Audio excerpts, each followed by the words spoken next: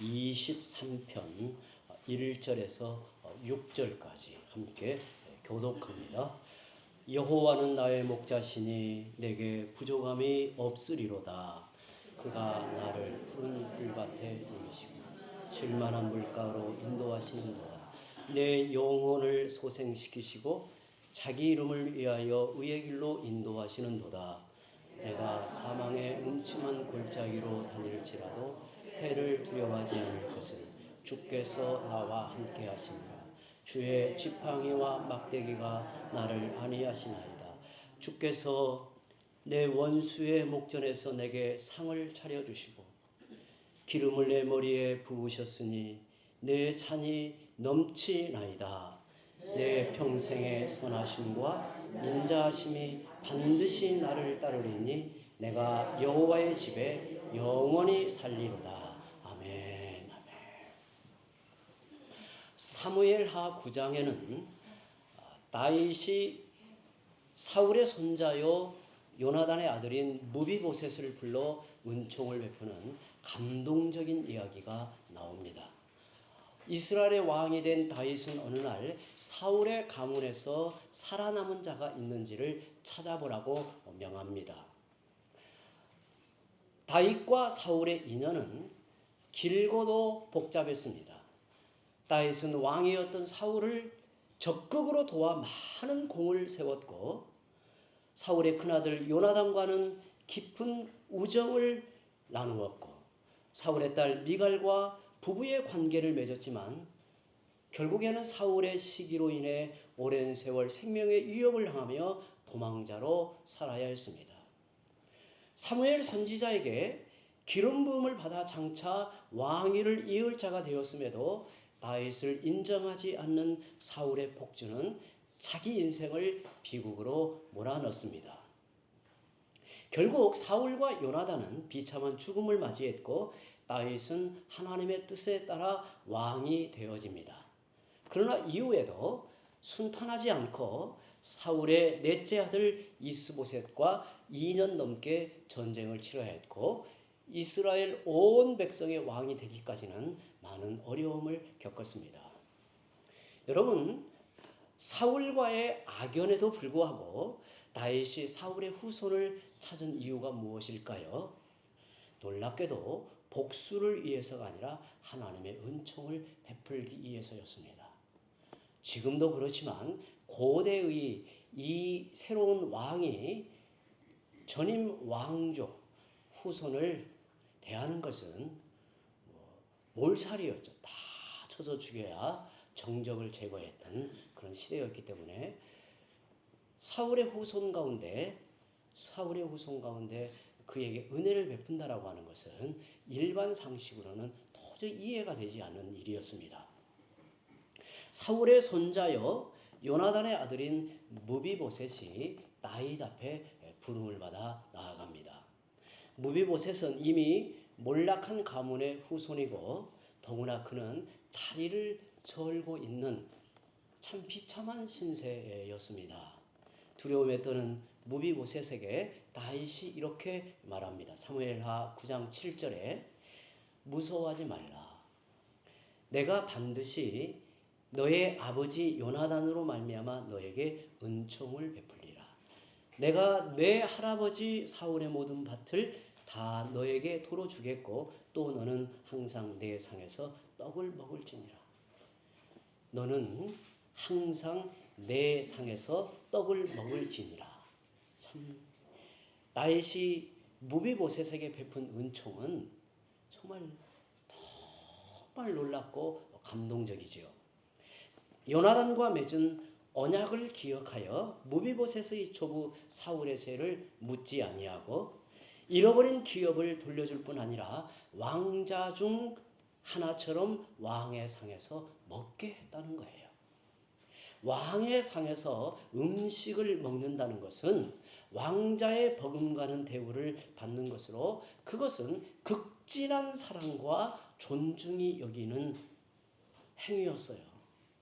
그 보잘것없는 버림받은 인생, 장애를 앓고 참 비참한 그 인생을 살아가야 했던 무비보셋을 불러서 은총을 베푸는데 심지어 왕의 상에서 음식을 함께 먹게 하는 그 자리에 세우셨단 말이죠. 5절에 오늘 우리가 보게 될 5절에 내게 상을 차려 주시고는 잔치를 떠올리게 하는 표현입니다. 목자와 양의 관계가 잔치를 베푸는 주인과 귀한 손님의 관계로 표현되고 있습니다. 하찮은 대상이 아니라 목자에게 있어서 양은 미물이죠. 그리고 수많은 양에 불과하죠. 그럼에도 하찮은 대상이 아닌 귀한 손님 혹은 소중한 가족으로 관계가 발전된 것을 뜻하고 있습니다. 앞에서 우리가 보았던 사망의 음침한 골짜기와는 분위기가 전혀 다른 넉넉한 음식, 즐거운 음악, 기쁨의 웃음소리를 떠올리게 하는, 연상하게 하는 그러한 장면입니다. 단순히 음식만 내어준 게 아니라 주인이 손수 상을 차려 준비합니다. 우리가 손님이 오시면 요즘에는 대부분 밖에서 이렇게 대접을 하죠. 집에서 다 준비하여 대접을 하는 것이 쉽지 않죠. 쉽지 않습니다. 그럼에도 정말 사랑과 정성을 다해 그 집에 모셔서 뭔가 자기의 특별한 뜻을 이렇게 표현할 때는 직접 음식을 준비해서 가정에서 대접하는 것을 보게 돼요. 그런데 주인이 손수상을 차려서 그에게 상을 차려주는 것을 지금 나타내고 있는 말이에요. 친구나 가족 같은 친밀한 관계에서나 가능한 일이죠. 이는 극진한 사랑의 표현이고 대접이라 할 수 있습니다. 시편 78편을 보시면 이스라엘 백성이 광야에서 하나님을 대적했던 일을 말하고 있습니다.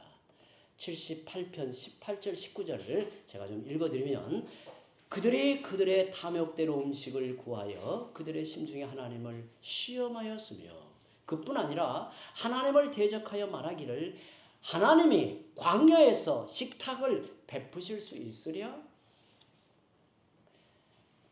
하나님이라고 다 할 수 있는가? 우리를 이 광야에서 먹고 마시는 즐거움을 누리도록 식탁을 마련하여 우리에게 베푸실 수 있는가? 이렇게 하나님을 시험하고 하나님을 대적하여 말했습니다. 그러나 하나님은 이같이 하나님을 시험하는 백성들에게 광야의 식탁을 베풀었다는 거예요. 광야에서 식탁을 베푸는 것은 이것은 보통 어려운 일이 아니죠. 아무것도 없는데 식탁을 마련한다라고 하는 건 쉬운 일이 아니죠. 그런데 하나님께서 그들에게 광야의 식탁을 베푸셨습니다. 생수, 만나, 메추라기가 그들에게 베풀어진 거죠. 누가복음 15장에는 탕자의 비유가 나옵니다. 유산을 미리 달라고 하여 집을 나갔던 탕자가 가지고 간 재산을 다 허비해 버리고 돌아왔을 때 아버지는 그를 부여 안고 기뻐 어찌할 줄 모르며 큰 잔치를 베풀었다는 이야기가 나와요. 집에서 성실하게 아버지를 섬겼던 큰아들은 이 모습을 보고 불평을 쏟아내는데 그것은 아버지의 마음을 미처 헤아리지 못한 탓이었습니다. 자격 없는 둘째 아들에게 아버지가 큰 잔치를 베푼 것은 돌아온 아들을 환영하는 뜻도 있겠지만 집안 사람들과 그리고 동네 사람들에게 그 아들의 지위가 회복되었다라고 하는 것을 그냥 공개적으로 드러내고자 했던 거예요. 이게 얼마나 정말 감동적인 이야기입니까? 아비가 자식을 사랑하는 그 깊은 사랑, 또 그 자식을 자기 생명보다 더 귀하게 여기는 그 아버지의 마음이 이 잔치에 표현되어 있습니다. 보시오, 나는 이 아들을 내 생명보다 더 귀히 여기고 사랑하고 있다라고 하는 것을 드러내어 사람들에게 알리고자 했던 거예요. 다윗이 무비보셋을 왕의 식탁에 앉힘으로 다른 신하들에게 그의 신분을 보장하고 살펴준 것과 비슷합니다. 이렇듯 상을 차려주는 것은 그의 신분의 보장과 회복을 의미하는 것입니다. 성경에는 주님을 영접하고 하나님의 자녀가 되는 것을 주님과 더불어 먹고 마시는 것이라나 또 한 상에 앉은 것으로 표현을 해줍니다. 단지 밥을 함께 먹는 것이 식탁의 교제가 아닙니다. 무엇을 먹느냐가 중요한 것도 아닙니다. 하나님의 호의를 받고 있다는 사실. 사랑하는 성도 여러분, 이 차가운 날씨에 수요 예배로 주 앞에 모여서 하나님의 말씀을 듣고 있는 이 자리에 하나님의 호의와 말할 수 없는 사랑이 우리에게 나타내어지고 있다는 사실을 여러분 기억하고 이 예배에 참여하는 것입니까? 우리는 종교적인 어떤 참여치료로 이 자리에 나온 게 아니라 하나님이 나를 부르시고 내 영혼을 향하신 하나님의 그 뜻깊은 말씀의 베푸심, 그리고 우리 영혼을 향한 하나님의 복되신 은혜를 이 밤에 우리에게 나타내시고자 우리를 부르시고 예배 가운데 주의 얼굴을 우리 앞에 나타내신다는 이 하나님의 사랑을 받고 있다는 이 호의, 은혜, 이게 놀라운 거죠. 그것이 중요하다는 거예요. 따라서 하나님이 베풀어 주시는 식탁은 구원과 은혜의 축복을 뜻하는 겁니다. 또한 잔치를 베푸는 것은 어려운 상황에 놓인 이에게 인정과 사랑을 표현하는 수단이 되기도 했습니다. 그러니까 어떤 사람이 매우 어려운 공경에 처해 있습니다. 세상의 모든 사람들이 그를 외면하고 그를 버린 듯이 다 공격을 하고 어디에 얼굴을 들 수 없을 만큼 공경에 처한 이 사람이 그 지역에 가장 힘 있는 사람, 영향력 있는 사람, 지도자와 같은 사람이 그를 친히 품어주고 그를 불러서 한 상에서 먹고 마시며 그에게 호의를 베풀 때 그것은 참으로 어려운 상황에 놓인 그에게 인정과 사랑을 표현하여 그를 세워주는 의미가 있는 거예요. 하나님은 원수들 앞에서, 오늘 말씀에 이런 대로 원수들 앞에서 나를 외면하거나 모른 채 하지 않으시고 가장 귀한 손님으로 대접하여 나를 인정하며 높여주시고 있다는 거예요. 내 원수의 목전에서. 저는 이 한마디를 깊이 우리가 마음에 새겨 보았으면 좋겠어요. 내 원수의 목전에서, 즉 나를 대적하고 시기하고 정죄하는 원수들이 노려보고 있는 자리에서 나를 위한 잔치가 열리는 장면을 상상해 보십시오. 그 잔치의 목적은 내가 섬기는 하나님이 원수들의 신보다 위대함을 공적으로 선포하는 것입니다. 우리가 신약 성경에 이런 장면을 보게 되죠. 이웃들에게 미움받고 외면당하던 세리장 삭개오의 집에 어느 날 예수님이 찾아가셔서 함께 식사하시면서 하룻밤을 머무신 일이 있습니다. 그리고 오병이어의 기적으로 큰 잔치를 베푸신 일도 있고 십자가에 못 박혀 죽으시기 위하여 잡혀가시기 전날에 제자들을 위해 주님이 유월절 만찬을 준비하신 일, 이것은 바로 원수의 목전에서 베푸시는 잔치에 해당합니다. 성도 여러분, 오늘 우리에게 적용한다면 우리는 이 세상에서 때로 지치고 곤고하고 괴로운 인생살이에 시달리기도 하고 사탄은 우리를 노려보고 공격하고 넘어뜨리기 위해서 호시탐탐 노리고 있는 참으로 두려운 이 삶의 현장에서 주님은 우리를 부르시고 주 앞에 우리가 어떠한 사람인가 어떠한 백성인가를 만천하에 특별히 원수들을 향해 선언하고 있는 이 자리에 우리를 부르셔 은혜 베푸신다는 사실은 참으로 놀라운 은혜가 아닐 수 없습니다. 이 반면에를 또 한번 생각해 보죠. 반면에 우리는 원수들의 목전에서 주님을 어떻게 대하고 있습니까? 가룟 유다는 은 30에 예수님을 팔았습니다. 주님을 버리지 않겠다고 장담하던 베드로는 대제사장 가야바의 뜰에서 예수님을 모른다고 3번이나 부인합니다. 베드로는 원수의 목전에서 두려운 나머지 주님을 외면하고 부정한 것입니다. 얼마나 부끄러운 일이었습니까?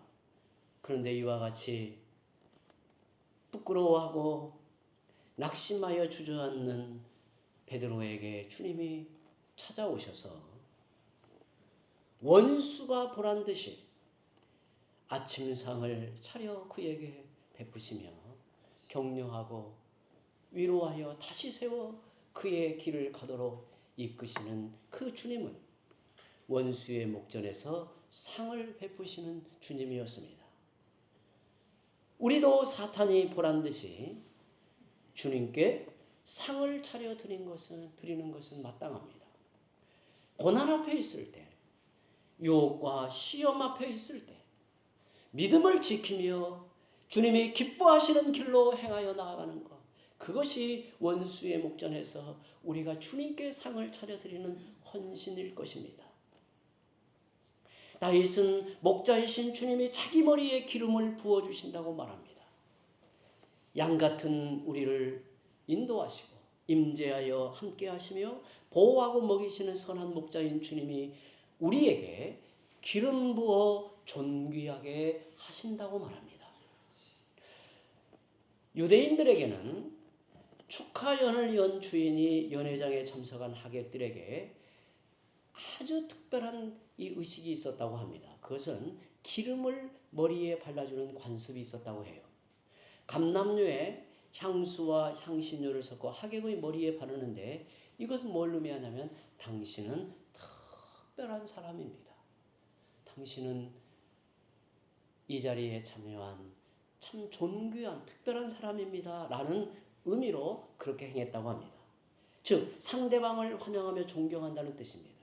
당시에 귀한 물품이었던 감람류를 사용해 환대의 마음을 표현한 것은 연회에 참석한 사람들이 최상의 대접을 받을 뿐만 아니라 존경과 사랑을 받고 있음을 확신하게 하였다고 합니다.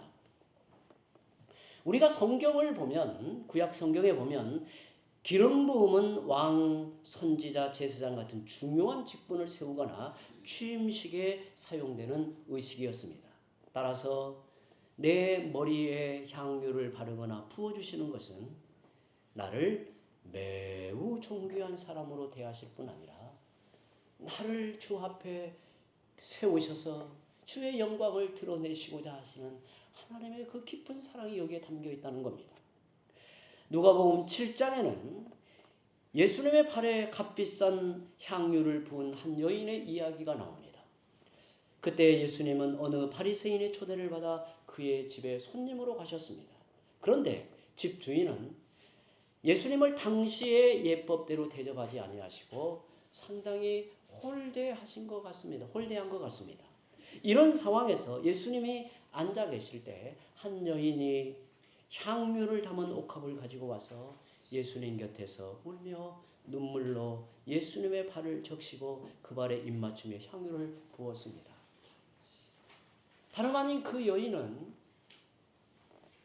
그 지역에서 지탄을 받는 매우 부정한 여인, 죄인 중에 죄인이었습니다. 감히 예수님 앞에 나올 수 없는 그 자리에 나와 주님을 대하면서 흐느껴 울고 눈물로 그 발을 적시며 그 발에 입맞추고 향유를 부었습니다.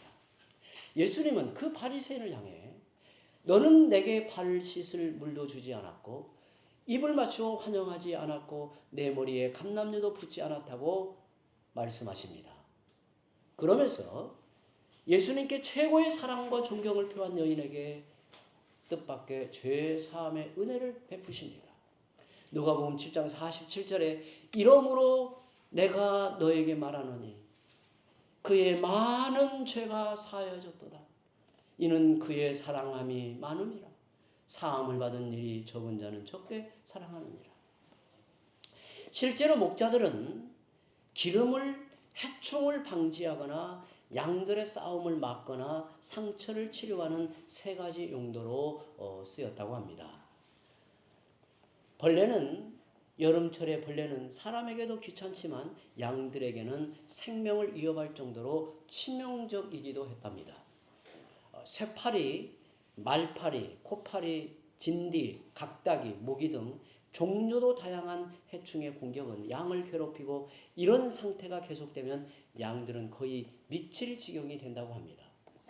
그 중에도 양에게 가장 심한 고통을 주는 벌레는 코파리인데 이 작은 파리는 양의 코의 끈끈한 점막에 알을 낳으려고 얼굴 주위를 맴돌며 귀찮게 한다고 합니다. 만약 알을 낳게 되면 며칠 만에 부화하여 가느다란 유충이 되는데 이 유충은 콧구멍을 통해 양의 뇌로 들어가 심한 고통을 일으킨다고 합니다. 심하게 감염된 경우에는 미친 듯이 고통스러워하다가 양이 쓰러져 죽고 만다고 해요. 그래서 목자는 파리가 보이기만 해도 즉시 양들의 머리에 방충제를 발라주어야 했습니다. 이때 사용하는 방충제가 감람류, 아마유, 타르 등을 섞어 만든 기름이라고 합니다. 이 기름으로 파리 같은 해충의 접근을 막았던 겁니다. 그리고 양의 찢긴 상처의 치료 목적으로 기름을 발라주었습니다. 이처럼 목자가 양들에게 발라주는 기름은 해충의 공격에서 양을 보호하거나 찢긴 상처를 치료하는 중요한 치료제였습니다. 이는 목자의 자상한 손길이요 돌보는 사랑이 그렇게 쓰여진 겁니다. 여러분, 목자가 기름으로 양들을 치료하고 보살피는 것처럼 성령의 기름 부으심으로 주님은 우리의 상처와 질병과 연약함을 치유하고 온전하게 하십니다. 기름 부으심은 축복과 능력과 자유함이 임하는 상징으로 자주 사용되었습니다. 이사야 61장 1절에 주 여호와의 영이 내게 내리셨습니다. 이는 여호와께서 내게 기름을 부으사 가난한 자에게 아름다운 소식을 전하게 하려 하심이라. 나를 보내사 마음이 상한 자를 고치며 포로된 자에게 자유를, 갇힌 자에게 노임을 선포하며 라고 말합니다. 기름 부음이 우리에게 베푸시는 외적인 사랑과 존중의 표현이라면 넘치는 차는 우리의 내면을 충만함으로 채우는 충분하고 풍족한 하나님의 은혜를 상징합니다. 찬이 넘친다는 것은 모든 것이 채워져서 부족함이 없는 상태를 의미합니다. 더 나아가 내 필요를 다 채우고도 넘쳐 흘러 그것이 다른 사람들에게, 이웃에게도 유익을 끼치는 상태, 그것이 바로 넘치는 잔이라고 하는 거예요. 넘치는 잔. 우리의 목자이신 주님은 계산적이지 않습니다. 가득 채워주시고 넘치도록 은혜와 복을 베푸시는 분입니다. 예수님이 이 땅에 오신 목적은 우리에게 참 생명을 얻게 하고 더 풍성히 얻게 하려 함에 있다고 말씀합니다.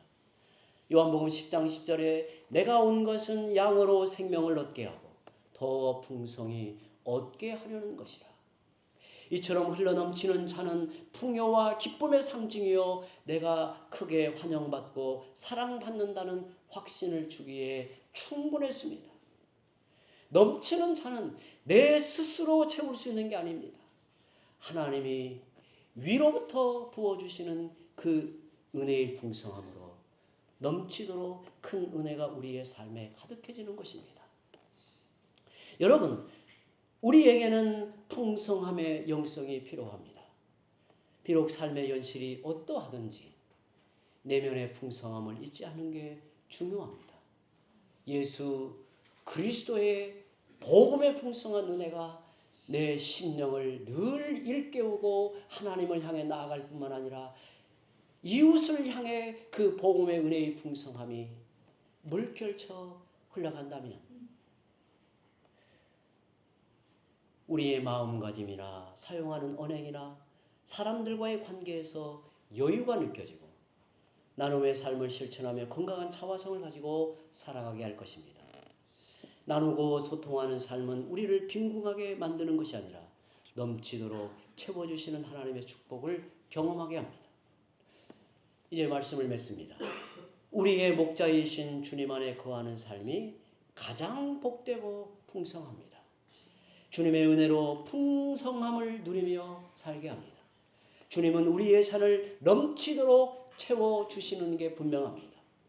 주님이 십자가에 달려 고난의 잔을 마심으로 우리는 은혜의 산이 넘쳐 흐르는 삶을 살아가는 겁니다. 내게 잔이 넘치도록 하나님의 사랑을 받은 우리는 더 많이 사랑하는 길로 나아가야 합니다. 더 많이 감사하고 더 많이 나누고 더 많이 섬기는 삶을 살아가는 성도들이 되시기를 바랍니다. 우리 함께 이 시간에 합심해서 기도합니다.